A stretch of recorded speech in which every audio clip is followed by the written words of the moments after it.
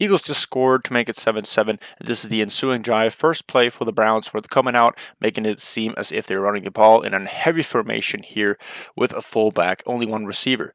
The Eagles are coming out, and it looks like they're running man with Alex Singleton manning up on the tight end over here. You have one single high safety, and Jalen Mills up here. Now all the linebackers are going to play man out the backfield of the running backs who are coming out here. So it looks like as if it's cover one. Jalen Mills here, he's following the guy as he's rushing downfield, and then as he cuts, for some apparent reason, Jalen Mills decides to kind of skip inwards here to the numbers, and it doesn't make sense because Baker Mayfield is looking downfield and he scrambled out and gives up a big play.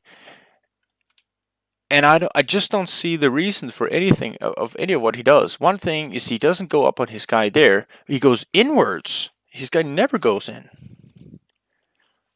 It does not make sense. Then on the very next play, the Browns once again coming out in a heavy formation, motioning the guy over here, the tight end over to fullback, and they're running a power with a fullback lead. So this is a heavy formation set, and your linebackers right here want to respect the offensive lineman who is pulling and the lead block over here. So they're going to fit their gaps accordingly to this. Now Jalen Mills is the fill defender right here, so he will fill off the gap on the puller. So he will come in right there as it is the open gap, and he does, and he gets hurdled.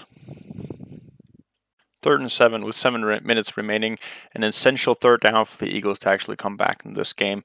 And the Browns will be running a trips formation down here to the bottom, where they're running a sail concept where you have one low defender, one intermediate, and one guy going deep. Eagles are running a cover one man, so this is a tricky situation for the DBs to cover.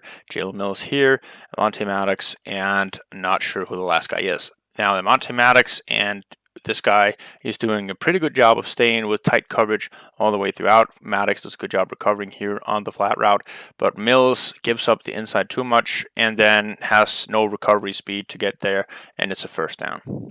Browns coming out once again in heavy formation, 23 personnel, 3 tight ends, 2 backs here, only a single wide receiver. That is who Jalen Mills will be covering man-man.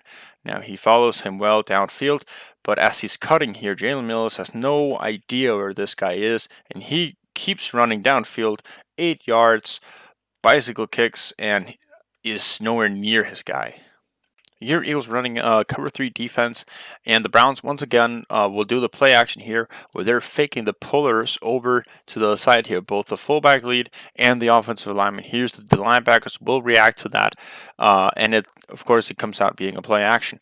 Now TJ Edwards is going to drop into hook to curl here. He's trailing the wide receiver who's coming on the crosser from the other side, naturally because he is faster. What you want to happen is Mills recovering for TJ Edwards and actually bouncing up on this route, but fails to do so, and it ends up being a completion. Now what I would like to see is actually what's happening on the very next play, where once again the Browns coming out here faking the run with a play action, and here you see once again there's a crosser right over the middle.